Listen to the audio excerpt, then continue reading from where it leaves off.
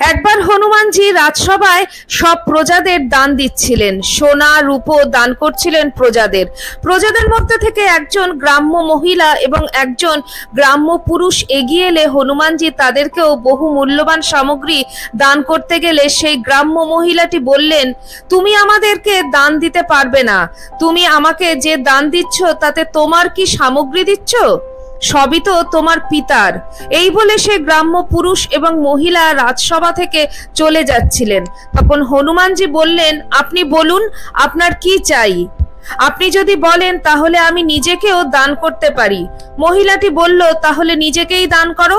তখন মহারাজ কেশরী বললেন, এ কি বলছেন মাতা? হনুমানজি তার পিতাকে বললেন, পিতা, ওনারা যা চাইছেন তা আমাদের দিতেই হবে। এই বলে হনুমানজি নিজেকে দান করতে প্রস্তুত হলেন। গ্রাম্য মহিলাটি বললেন, হনুমান, তোমাকে শপথ করতে হবে, তুমি তোমার মাতা পিতাকে ত্যাগ করবে।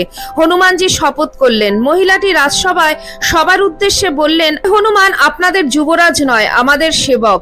হনুমানজি যখন বাইরে বেরোতে গেলেন, প্রজারা তার রাস্তা আটকে দিল। তখনই ওই গ্রাম্য মহিলা ও পুরুষটি দরজায় এসে দাঁড়িয়ে পড়লেন এবং নিজেদের আসল রূপ ধারণ করলেন। আসলে তারা ছিলেন দেবাদিদেব মহাদেব এবং মাতা পার্বতী। তারা হনুমানজির পরীক্ষা নিতে এসেছিলেন এবং প্রসন্ন হলেন হনুমানজির ওপর।